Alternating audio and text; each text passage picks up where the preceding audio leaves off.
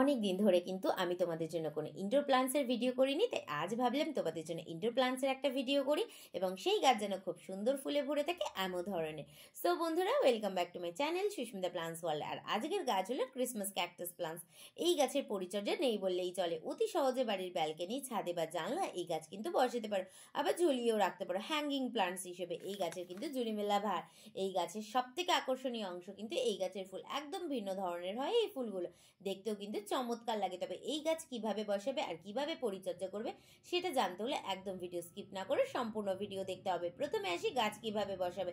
এই গাছের ক্ষেত্রে কিন্তু 20 ভাগ বাগানের মাটি, 40 ভাগ ভার্মি কম্পোস্ট, 20 ভাগ কোকোপিট ও 20 ভাগ হাড়কুচি, শিনকুচি ও লাল বালি। এই পরিমাপটা কিন্তু খুব ইম্পর্টেন্ট এই গাছের ক্ষেত্রে, কারণ এই গাছ একদমই নরম প্রকৃতির হয়। প্রথমে ছোট টব নিয়ে নেবে, যে কোনো মোটামুটি 4 ইঞ্চির মতন একটা টব নেবে, বা তার থেকে কম হলেও কিন্তু সমস্যা নেই। তারপর কিছুটা নুড়ি পাথর দিতে হবে, ছোট ছোট, যেমন লাল বালির মধ্যে পাওয়া যায়। এই নুড়ি পাথর দিলে কিন্তু ড্রেনেজটা ভালোভাবে হবে। তারপর মাটি দেবে, তারপর চারা গাছ।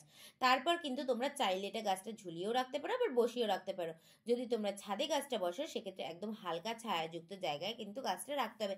খুব বেশি রোদ কিন্তু এই গাছ সহ্য করতে পারে না। গরমকালে একদিন পর পর জল দিতে হবে, তাও কিন্তু স্প্রে করার মাধ্যমে। তাহলে কিন্তু গাছের পাতা ও মাটি খুব ভালোভাবে ভিজবে। আর শীতকালে কিন্তু 5 থেকে 6 দিন অন্তর জল দিতে হবে। গাছ বসানোর 2.5 মাস পর থেকে কিন্তু মাটিটা একটু একটু করে খুঁড়ে দিতে হবে। আর চারা গাছের পাশে যদি সরু কঞ্চির ঠেকনা থাকে তাহলে সব থেকে ভালো হয়। ফাঙ্গাসের সমস্যা দেখা দিলে সাফ সারে স্প্রে করতে হবে মাসে একবার। এতে করে গাছে কিন্তু খুব ভালোভাবে ফুল আসবে। এই গাছে কিন্তু পুরো শীতকালে ফুল আসে। আর অবশ্যই ডালপালাগুলি একটু কেটে দেবে, তাহলে কিন্তু আরো বেশি ফুল আসবে। আর এমন ধরনের নিত্য নতুন গাছের আরো টিপস জানতে গেলে আমার চ্যানেলকে সাবস্ক্রাইব, লাইক সাথে শেয়ার করে দিতে হবে, যাতে একটা আপডেট মিস না হয়। আর অবশ্যই বুকিং নাম্বারে কিন্তু বুকিং করতে হবে।